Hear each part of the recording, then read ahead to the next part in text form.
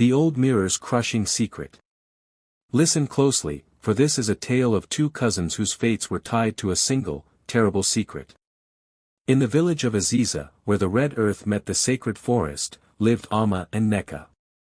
They were cousins, born in the same season, raised under the same sun. But they were as different as dawn and dusk. Alma carried kindness like water in her cupped hands, gentle and giving. Neka wore beauty like armor, sharp and demanding. The entire village whispered of their unspoken rivalry, a fire that burned without flame. Now, the old king had passed into the ancestors' realm, and soon a new king would be crowned. Every unwed woman in Aziza held her breath, for the king's choice would reshape the village forever. Neka stood taller than the others, her eyes fixed on the palace like a hawk watching prey. She believed, with every fiber of her being, that destiny had already written her name beside the throne. Alma, quieter and overlooked, simply waited with a heart full of questions. The air itself seemed to hold its breath. Something sacred was about to be revealed, and neither cousin knew how deeply it would cut. Now, you must understand the mirror. Deep within the village shrine, protected by ancient songs and whispered prayers, sat the bronze mirror of Aziza. It was older than memory, forged by hands long turned to dust. The elders said it held the power of prophecy itself. Any woman who gazed into its surface would see not her own face, but the face of the one destined to share her royal throne. For generations, this mirror had chosen queens, and its word had never been questioned. The bronze surface gleamed like captured sunlight, smooth and perfect, waiting for the next truth to be revealed. Neka had dreamed of this mirror since childhood.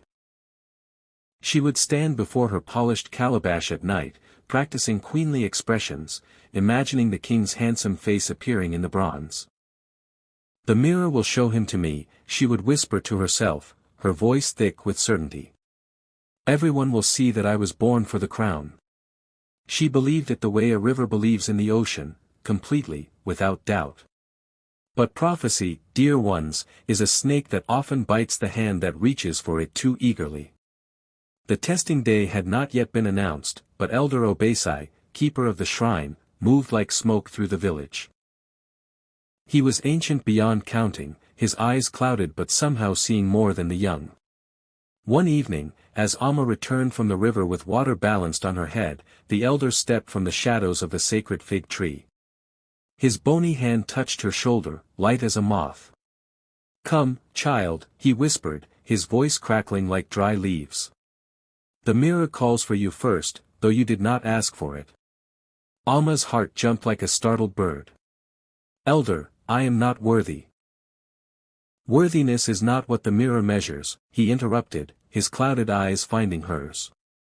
"It measures destiny, and destiny cares nothing for what we deserve." He led her through winding paths, away from curious eyes, toward the shrine. "What you will see carries a heavy truth," he warned, his grip tightening slightly.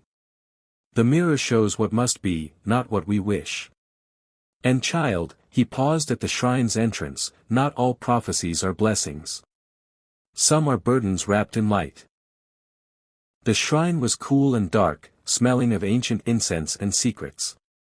The bronze mirror sat on a carved stone pedestal, surrounded by offerings, kola nuts, palm wine, white chalk.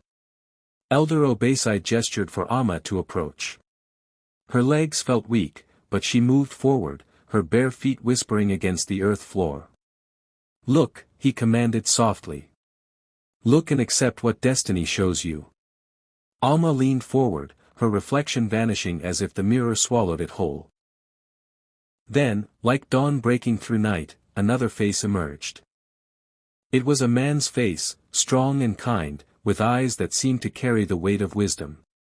She recognized him instantly, Adewale, the newly chosen king, known throughout the land for his justice and gentle strength. But Alma felt no joy, no triumph. Instead, a deep solemnity settled over her like a heavy cloth. This was not a gift. It was a duty, a sacred responsibility she did not yet understand.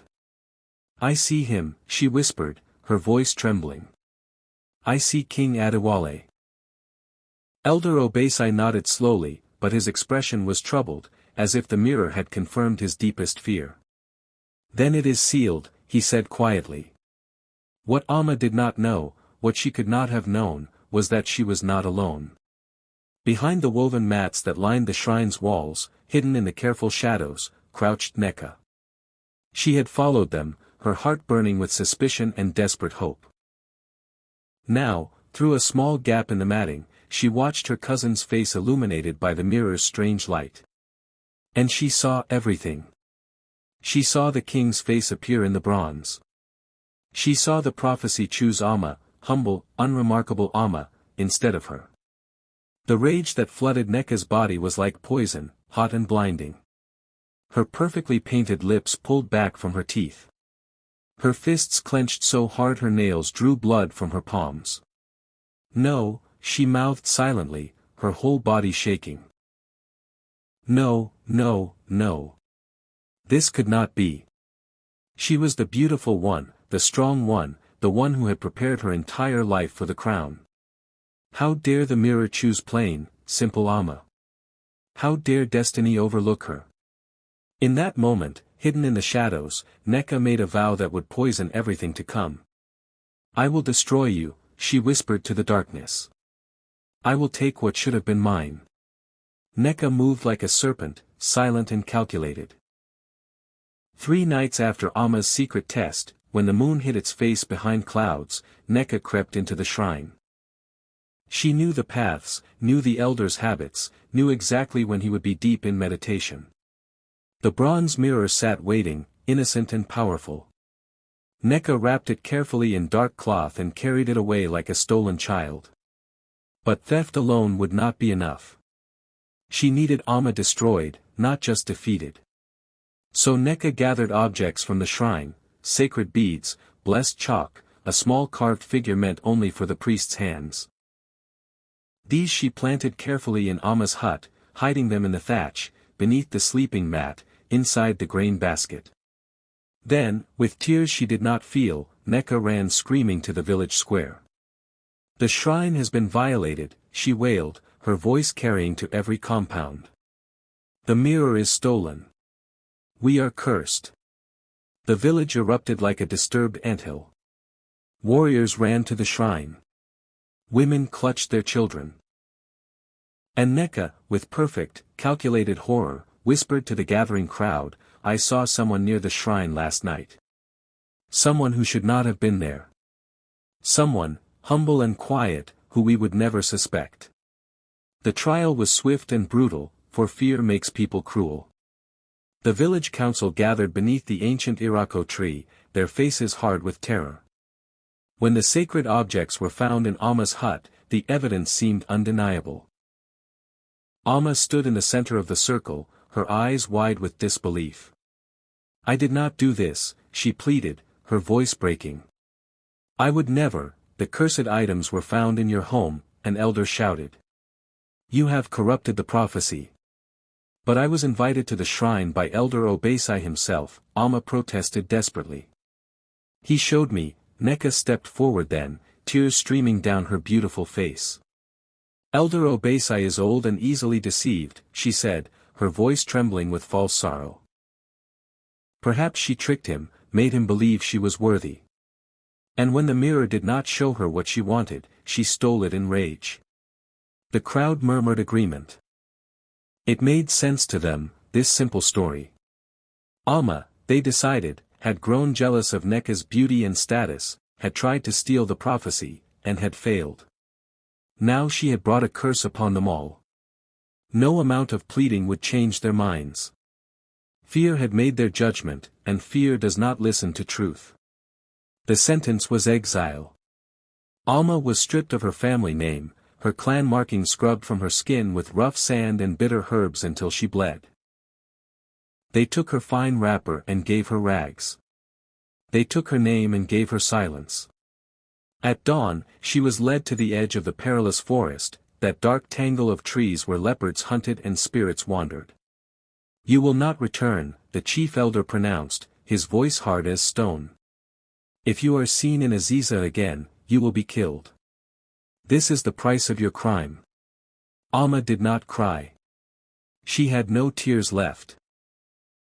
She simply turned and walked into the forest, her bare feet finding the narrow path that disappeared into shadows. Behind her, hidden in the crowd, Neka watched with triumph burning in her chest.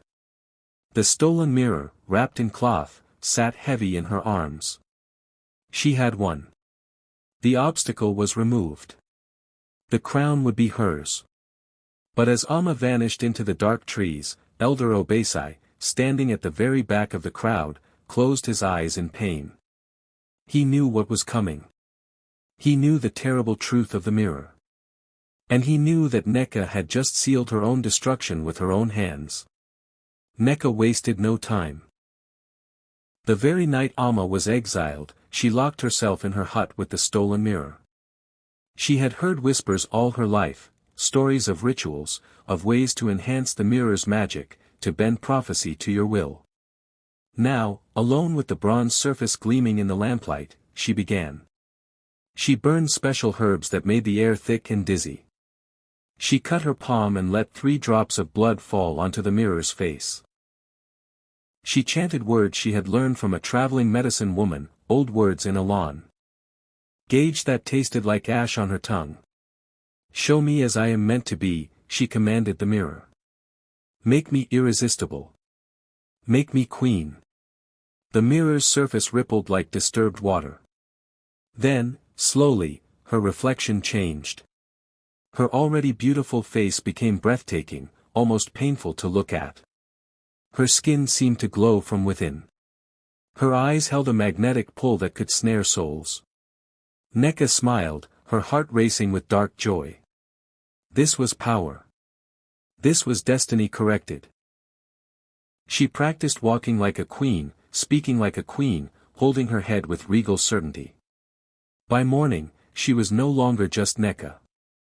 She was the vision every king would desire, every court would worship. She was perfect. She was ready. And she had no idea what price perfection would demand. When Neka arrived at the capital city, the gates seemed to open for her by magic. She wore her finest wrapper, indigo and gold, and carried the bronze mirror wrapped in white sil. Word spread through the palace like wildfire, a woman from Aziza had come, bearing the sacred mirror, claiming the prophecy. King Adewale received her in the great hall, surrounded by his advisors and chiefs. The moment Neka entered, the room fell silent. Her enhanced beauty was like a physical force, drawing every eye, stopping every breath. She moved with fluid grace, her head high, and knelt before the king with perfect dignity. "Great king," she said, her voice like honey and smoke, "the mirror of prophecy has spoken. I have been chosen as your destined queen." She unwrapped the mirror and held it up. The bronze caught the light, seeming to pulse with ancient power. The court gasped in awe. King Adewale leaned forward, studying both the mirror and the woman before him. His expression was unreadable, his dark eyes thoughtful. Neka met his gaze boldly, confidently, letting the mirror's magic work through her appearance. "The prophecy is sacred," an elder advisor whispered. "If the mirror has chosen her." The king raised his hand for silence. "We will honor the prophecy," he said slowly. "But such matters require consideration." King Adewale was a man who listened to more than words. He listened to the wind's direction, to the silence between heartbeats, to the feeling in his chest that whispered truth when his eyes might be deceived. And now, as Neka was given rooms in the palace, as preparations began for a possible royal wedding, that whisper had become a shout. Something was wrong. He watched Neka at the evening meal, saw how she performed rather than simply existed. Her laugh was too perfect, her smile too practiced, her every gesture calculated for effect. She was beautiful, yes, devastatingly so. But beauty without substance is like gold paint over rotten wood, it deceives the eye but not the soul. At night, the king walked alone in his private garden, staring at the stars. "If this is truly my destined queen," he prayed to his ancestors. "Why does my spirit recoil? Why does my heart feel empty rather than full?" He had asked to see the mirror himself, but Neca had refused, claiming it was forbidden for the king to look before the wedding ceremony. This refusal only deepened his unease. Wisdom, his father had taught him, sometimes sounds like doubt. So King Adewale made a decision that surprised his entire court. "The wedding is postponed," he announced. "I must be certain. The ancestors demand certainty." And Neca, hearing this, felt the first cold touch of fear. Far from the capital's intrigue, in the heart of the perilous forest, Alma had nearly died 3 times. Once from hunger, once from fever, and once from the jaws of a leopard that she escaped only by falling into a ravine. But somehow, she survived. And in surviving, she changed. The forest taught her which roots could heal and which could kill. The animals, sensing her gentle spirit, began to tolerate her presence. When she found an injured bush baby with a broken leg, she splinted it with sticks and patience. When a python came, sick from eating poison prey, she sat with it through 3 days of shaking, singing soft songs until the poison passed. Slowly, her hut of branches and mud became a place of healing. Creatures came to her, injured birds, wounded monkeys, even a young antelope with a hunter's arrow in its flank. Alma learned to be patient, to listen to suffering without trying to rush it away. Her hands became skilled at stitching wounds with fiber and plant paste. And in the quiet of the forest, with no mirror and no crown to chase, she discovered something unexpected. She discovered peace. Not happiness, how could she be happy, exiled and alone, but a deep, settled sense of purpose. She was serving life itself. And in that service, slowly, painfully, the bitterness of betrayal began to ease. Back in the capital, Neca's triumph was turning to torture. She had everything she wanted, the palace, the king's attention, the court's admiration. But maintaining the magic required the mirror. At first, she needed to look into it once every few days to keep her enhanced beauty strong. Then once a day. Then twice. Then constantly. She kept it hidden in her chambers, wrapped in silk, and would sneak away from royal duties to gaze into its bronze surface and renew the spell. But something was changing. Each time she looked into the mirror now, after her face transformed into that breathtaking vision, another image would flicker beneath the surface. Just for a moment. Just long enough to see King Adewale's face. But not smiling, not loving. His face was filled with a deep, bottomless sadness. A grief so profound it made her heart clench with sudden, inexplicable panic. "Why do I keep seeing him like that?" she whispered to the mirror one night, her hands shaking. "Why does he look so broken?" The mirror gave no answer. It simply showed her what it had always shown, the king's face. The face of her supposed destiny. But now, instead of triumph, that face filled her with a crawling dread she could not name. She was trapped in a cycle she could not escape. The more she looked, the more she needed to look. And each glimpse brought not comfort, but a growing, gnawing terror. Alma's reputation, though she did not seek it, began to spread. A hunter stumbled upon her forest sanctuary, his leg torn by a trap's rusty teeth. The wound was infected, blackening, death already reaching up toward his heart. Alma worked for 2 days without sleep, drawing out the poison, packing the wound with special leaves, singing prayers she half remembered from childhood. The hunter survived. He returned to his village and spoke of the forest healer, a woman exiled and nameless who had saved his life with gentle hands and inexplicable skill. Others came. A woman whose baby was born too early and too weak. A boy bitten by a snake. An old man with a cough that sounded like drowning. Alma turned no one away. She did not ask for payment or praise. She simply served. And something remarkable began to happen. The anger she had carried, the bitterness over Neca's betrayal and the village's injustice, began to dissolve like salt in water. Not because she forgave, forgiveness was still too far away, but because the work itself was healing her. In caring for others' pain, her own pain found meaning. She did not know it yet, but she was becoming something more than she had been before. Something the prophecy had always intended. Not a queen of crowns. A queen of compassion. In the palace, the king's simple goodness was driving Nneka slowly mad. He was not cruel or suspicious or difficult. That would have been easier to bear. Instead, King Adewale was genuinely, consistently kind. When a servant dropped a valuable dish, the king asked if the servant was hurt before mentioning the broken pottery. When advisors suggested harsh punishment for a thief, the king asked, "Why did he steal? Was he hungry? Does he have children?" He visited the sick in the city, bringing medicine from his own stores. He settled disputes by listening patiently to all sides, seeking justice that served everyone. And each act of virtue was like a knife in Nneka's chest. Because she knew, though she tried desperately not to know, that she was a lie standing next to his truth. His goodness was a mirror far more terrible than the bronze one, reflecting back her emptiness, her cruelty, her hollow ambition. She would watch him from across the room and feel something cracking inside her, a pressure building like water behind a failing dam. At night, alone with the mirror, she would whisper, "I am worthy. I am chosen. I deserve this." But the words felt thinner each time, less convincing, more desperate.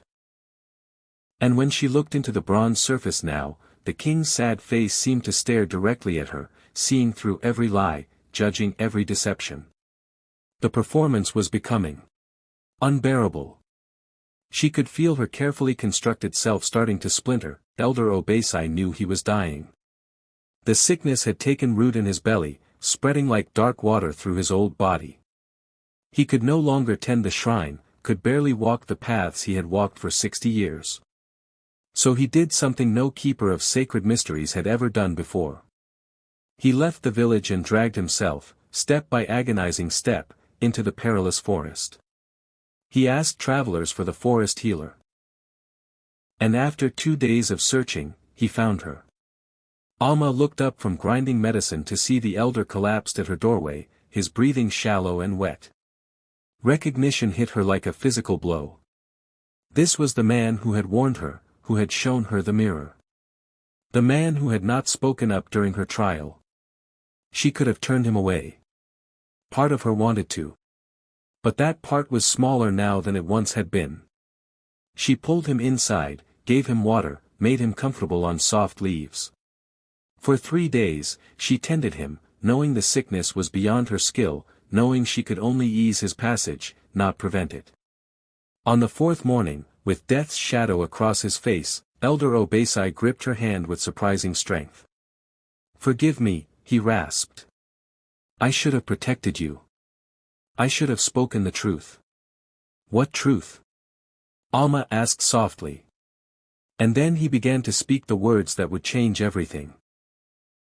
"The mirror," Elder Obasai whispered, his voice fading like smoke, "does not show what people believe it shows." Alma leaned closer, her heart beginning to race. "What do you mean?" "It does not reveal the face of the one destined to rule beside you. That is the lie we elders have told for generations, because the truth." He coughed, his body shaking. "The truth is too terrible. Too heavy to bear." "Then what does it show?" Alma pressed urgently. The elder's clouded eyes found hers. "It shows the face of the one who will destroy your sanity. The person whose nature will break your mind, not through cruelty, but through an unbearable weight your soul cannot carry." Alma's breath stopped. Her mind raced back to that moment in the shrine, to King Adewale's kind, wise face appearing in the bronze. "For you," Elder Obasai continued weakly, "the king's face meant you were destined to protect him from terrible suffering. His goodness would become a burden you must shield, a noble pain that would crush you if you let it. That was your test. To serve without breaking under the weight of his virtue." Alma's hands began to shake. "And Nneka?" The elder's face twisted with anguish. She saw the king's face too, child. But for her. He paused, gathering his last strength. For her, it meant something far worse. For Neca, Elder Obasai continued, his voice barely a whisper now, the king's face was a prophecy of her own destruction. Not because he would harm her, but because his pure goodness, his genuine, unshakable virtue, would expose the emptiness of her greed. His moral weight would crush her corrupt soul like an egg under a stone. Alma felt the world tilting around her. She did not understand, the elder breathed. She thought the mirror showed her destiny to rule. But it was showing her the architect of her ruin. The more she pursued him, the more his goodness would poison her lies. His compassion would become unbearable judgment. His kindness would be a constant, suffocating reminder of her own hollowness. The mirror, he gasped, his grip on her hand tightening, does not promise thrones. It promises the person who will break you. For some, like you, it is a warning to protect. For others, like Neca, it is a warning to flee. But she stole the mirror. She twisted its magic to enhance her beauty. And now. His eyes closed. Now she has bound herself to her own destruction. The king's goodness will drive her mad. The more she sees his virtue, the more her sanity will crumble. She is destroying herself, and she does not even know why. Elder Obasai died with the sunset, his confession complete. And Alma sat in the gathering darkness, understanding at last the terrible, sacred duty that had been shown to her. Alma buried Elder Obasai beneath the great cotton tree, marking his grave with white stones and prayers. Then she sat and thought for a long time. She could stay here in the forest, safe and useful, tending the wounded and forgotten. No one would blame her. She had been betrayed, exiled, stripped of everything. She owed the village nothing. She owed Neca less than nothing. But that was not the question that haunted her. The question was, did she owe the king? He was innocent in all of this. He had not asked for a lying, ambitious woman to bind herself to him with stolen magic. He was simply being himself, kind, just, good, and that goodness was now a weapon destroying someone's mind. And if Elder Obasai was right, if Neca truly broke under the weight of the king's virtue, what would she do in her madness? Who would she harm? How much blood would flow? Alma stood up slowly, her decision settling over her like a cloak. She would return. Not for revenge. Not even for justice. But because the mirror had shown her the king's face for a reason. She was meant to protect him, from Neca's destruction, from the violence that madness brings, from the burden of mercy he would feel when Neca finally shattered. This was her true test. And she would not fail it. In the capital, King Adewale had finally reached the end of his patience. For weeks, Neca's behavior had grown increasingly erratic. She would not let the mirror out of her sight. She disappeared for hours, returning with wild eyes and trembling hands. She spoke to herself when she thought no one was watching. And always, always, she insisted on the prophecy, clinging to it like a drowning person clings to driftwood. The king called his council together and made an announcement that shocked the entire palace. There will be a public test of character, he declared, his voice carrying the weight of absolute authority. At the royal altar, before all the people, we will test the truth of this prophecy. Not through the mirror, through the judgment of the ancestors themselves. Let them confirm or deny what has been claimed. The council erupted in shocked murmurs, but the king raised his hand for silence. I am not bound by mirrors or magic. I am bound by truth. And truth will reveal itself at the altar. When Neca heard this news, she felt her carefully built world cracking apart. A public test meant she could not hide. Could not perform. Could not maintain the magic without everyone seeing her desperate reliance on the mirror. She rushed to her chambers, unwrapped the bronze surface with shaking hands, and stared into it with desperate intensity.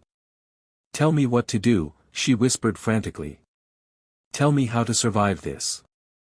But the mirror only showed what it had always shown. The king's face. Sad. Infinitely sad. And somehow, that sadness was more terrifying than any anger could ever be. The day of the test arrived with drums and ceremony. The entire capital city gathered at the royal altar, a massive stone platform where kings were crowned and judgments were sealed. Neca stood at the center, wrapped in her finest cloth, holding the bronze mirror like a shield. Her enhanced beauty was still intact, still breathtaking, but those who looked closely could see the strain behind her eyes, the tremor in her perfect hands. King Adewale approached from the palace, walking slowly, his face solemn and set. The crowd fell silent, pressing closer, eager to witness this moment. Chiefs and elders formed a circle. Drummers waited. The air itself seemed to hold its breath.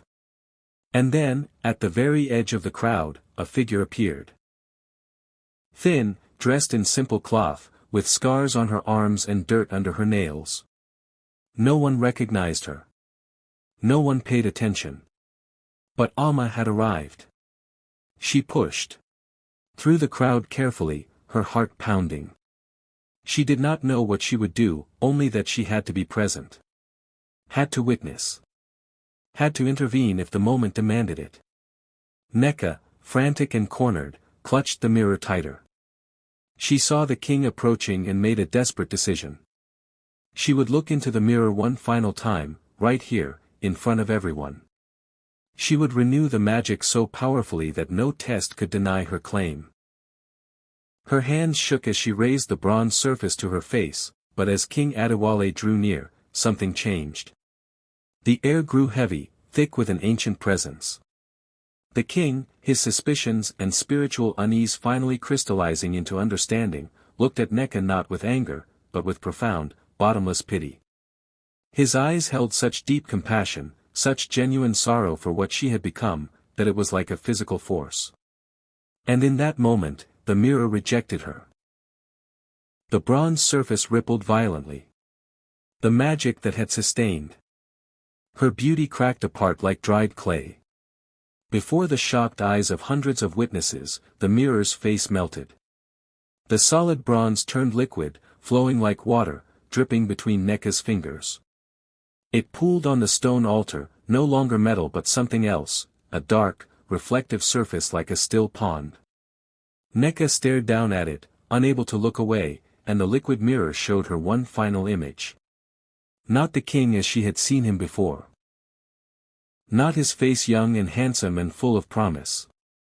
Instead, she saw King Adewale's face twisted in anguish, tears streaming down his cheeks, his expression showing such pure, undeserved grief that it stopped her heart. He was weeping.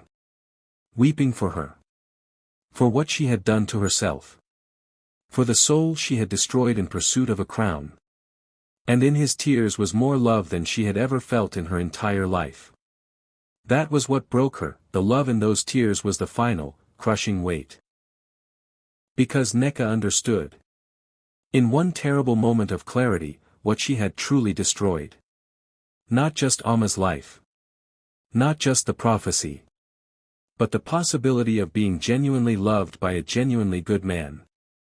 King Adewale would have chosen someone to rule beside him, someone kind, someone worthy, and he would have loved that person with the full depth of his noble heart. That could have been real. That could have been hers, if she had been different, if she had chosen differently. Instead, she had pursued him with lies and stolen magic, and now this good man stood before her weeping. Not for himself. For her. Mourning the death of her own soul. The realization was like being crushed by a falling mountain. His undeserved empathy, his pure sorrow for her corruption, was more than her mind could hold. She had spent her whole life believing she deserved the throne, deserved the crown, deserved the king. And now she saw the truth reflected in his tears. She deserved none of it.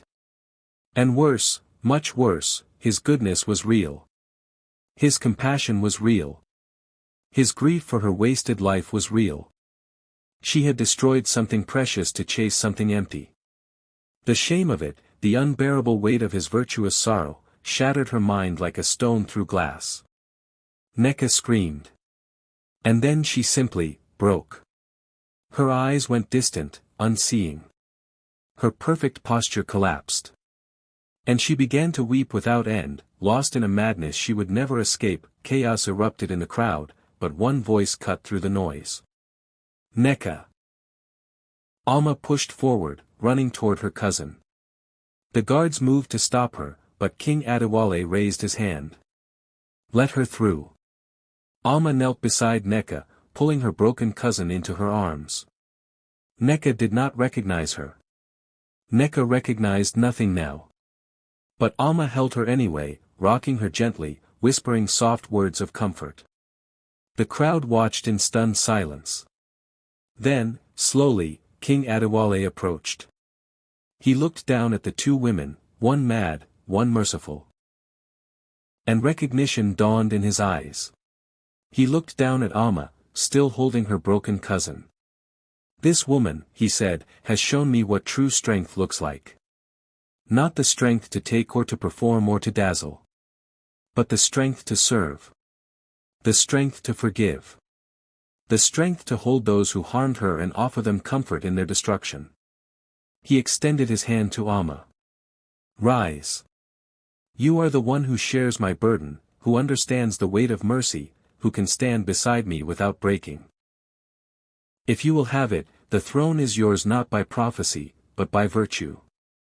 Alma looked at his hand, then at Neka still weeping in her arms. I will accept, she said quietly, but only if my first act as queen is to ensure my cousin is cared for, not punished, for all her remaining days.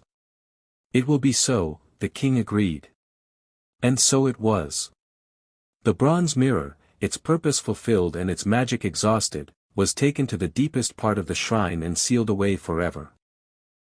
Alma and Adewale ruled together, their bond built not on destiny, but on shared compassion and genuine respect. And though Neka never recovered her sanity, she lived in comfort and peace, tended by healers, a living reminder that the heart of a true leader is not ambition, but mercy.